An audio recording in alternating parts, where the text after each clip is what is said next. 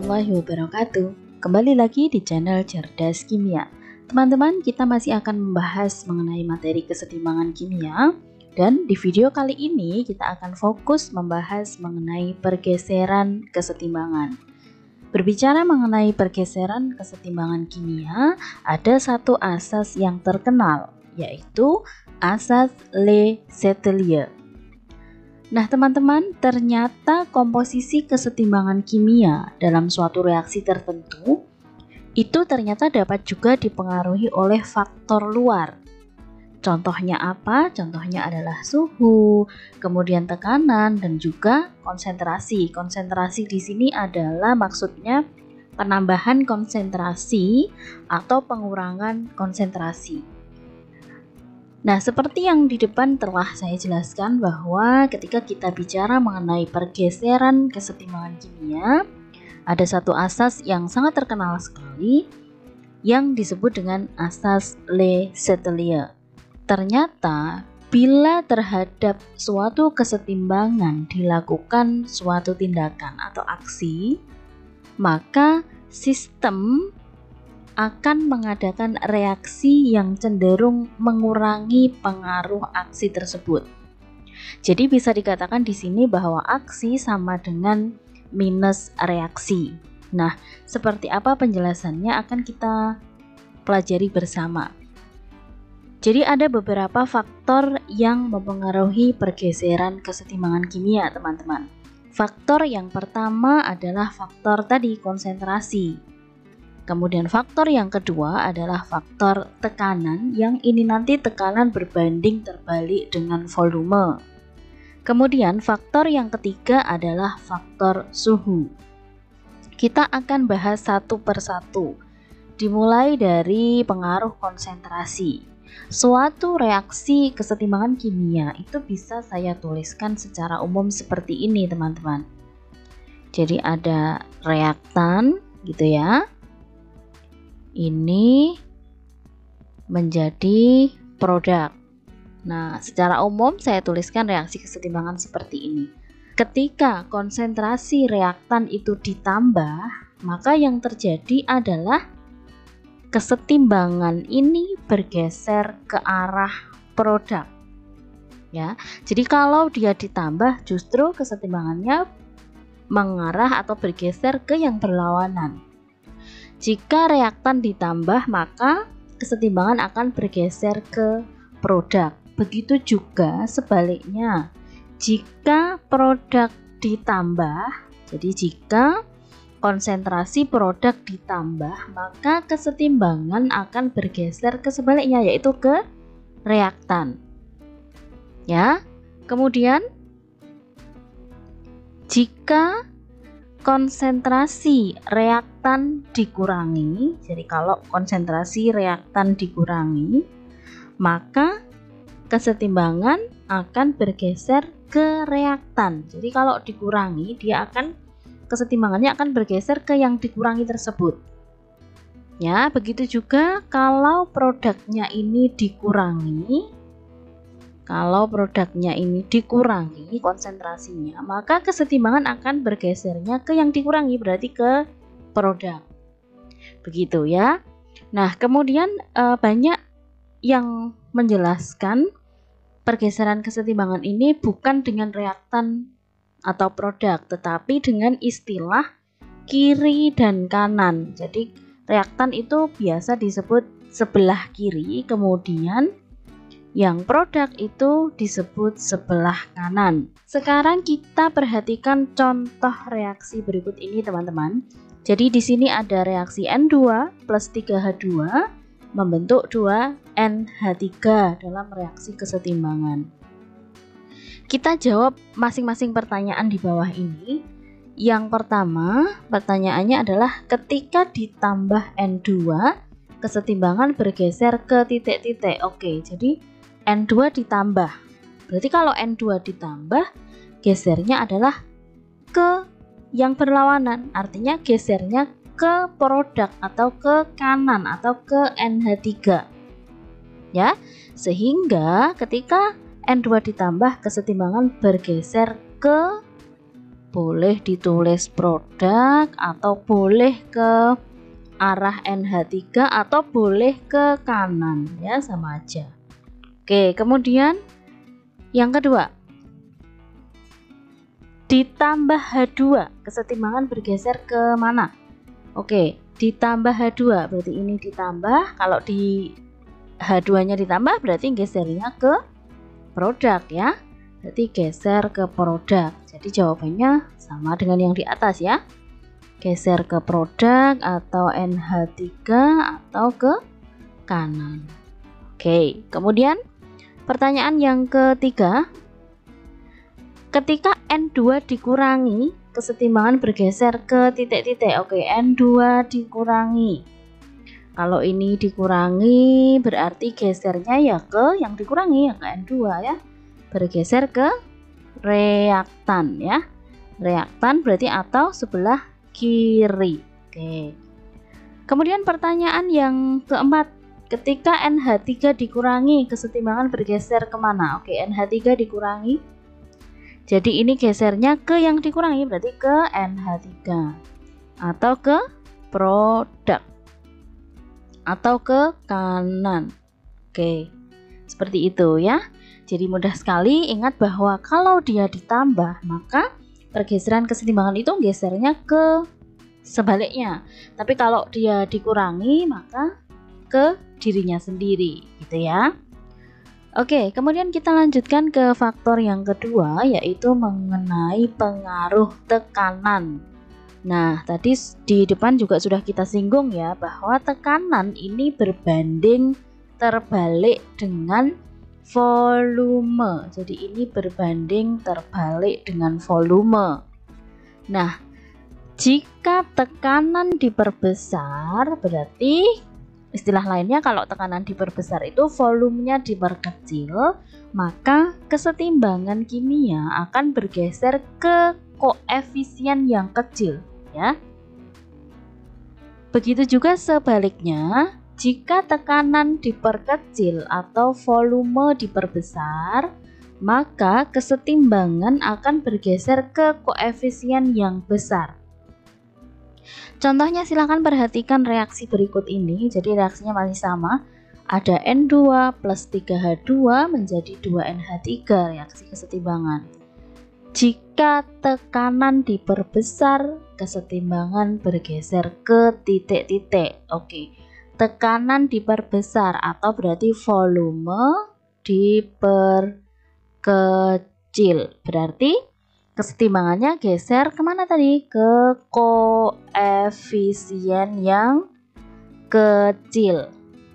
Ya, kita perhatikan di sini koefisiennya masing-masing. Ini N ini 1 ya, 1 itu nggak ditulis. N1, H2-nya 3. Berarti koefisien sebelah kiri atau koefisien reaktan itu sama dengan 1 tambah 3. Berarti 4. Oke. Kemudian koefisien sebelah kanan atau produk ini sama dengan 2. Berarti yang lebih kecil yang mana? 4 atau 2? Jelas 2 ya, yang lebih kecil. Berarti jika tekanan diperbesar atau volume diperkecil, kesetimbangan bergeser ke ya produk ya. Jadi karena koefisiennya ini lebih kecil ya. Produk atau ke kanan. Oke, paham ya? Mudah sekali. Kemudian kita akan membahas faktor yang ketiga, teman-teman, yaitu pengaruh suhu. Nah, ketika kita berbicara mengenai pengaruh suhu terhadap kesetimbangan kimia, maka nantinya kita harus tahu dulu reaksi itu berjalan secara endoterm atau eksoterm ya, yang ditandai dengan delta H. Jadi teman-teman kemarin sudah mendapat materi termokimia, jadi pastinya sudah tahu yang eksoterm itu bagaimana, yang endoterm itu bagaimana. Oke, kita pelajari pengaruh suhu terhadap pergeseran kesetimbangan. Jadi jika suhu sistem dinaikkan, ya, jika suhu dinaikkan, maka kesetimbangan akan bergeser ke pihak reaksi yang menyerap kalor. Jadi kalau suhunya naik itu berarti kalor diserap, teman-teman. Ya. menyerap kalor atau yang endoterm. Endoterm ini ditandai dengan delta H yang nilainya adalah positif ya. Kemudian sebaliknya, jika suhu sistem diturunkan, maka kesetimbangan akan bergeser ke pihak reaksi yang melepas kalor atau eksoterm yang ditandai dengan nilai delta H-nya sama dengan minus atau negatif. Nah, di sini ada contoh N2 plus 3H2 menjadi 2NH3. Ya, reaksinya memang saya buat sama supaya mudah dipahami. Kemudian diketahui delta H-nya sama dengan minus 92 kJ. Berarti ini eksoterm ya. Pertanyaannya adalah, jika suhu dinaikkan, kesetimbangan bergeser ke titik-titik. Oke, ini tadi diketahui bahwa reaksinya eksoterm ya teman-teman. Artinya reaksi ke kanan ini adalah menunjukkan yang eksoterm. Ya, berarti reaksi ke kanan itu yang eksoterm karena di sini delta H-nya negatif. Oke. Nah, pertanyaan yang pertama tadi, jika suhu dinaikkan, maka kesetimbangan bergeser ke, kita lihat tadi, jika suhu dinaikkan, maka kesetimbangan bergeser ke endoterm kan? Padahal ini kalau ke kanan itu tadi eksoterm. Oke? Berarti kalau ini jawabannya endoterm, ya, suhu dinaikkan endoterm, maka berarti kan yang bukan ke kanan, yang ke kiri. Oke, berarti kesetimbangan akan bergeser ke kiri atau ke reaktan ya. Oke, paham ya? Karena kalau ke kanan tadi ekso. Oke, kemudian pertanyaan yang kedua, jika suhu diturunkan, kesetimbangan bergeser ke titik-titik. Oke, jika suhu diturunkan itu kesetimbangan kan akan bergeser ke yang eksoterm ya.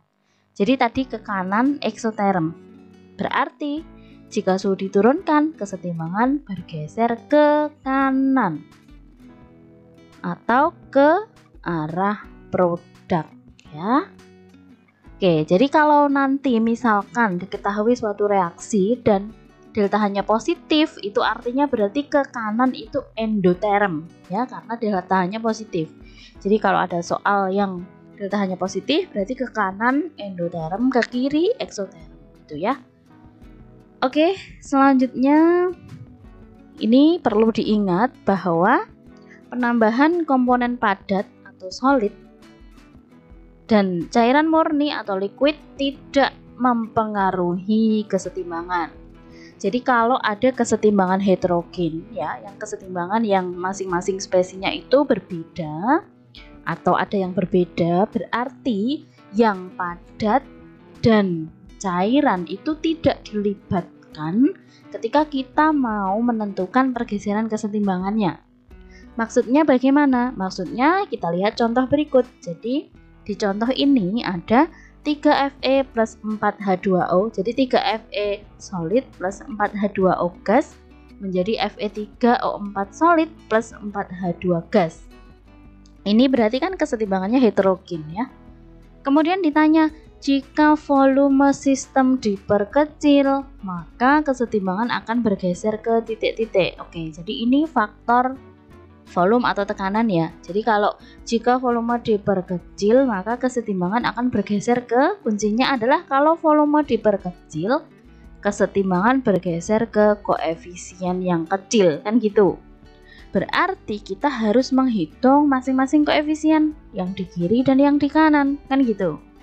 Nah, tetapi ingat di sini ada fase yang solid, berarti ini tidak kita perhitungkan koefisiennya.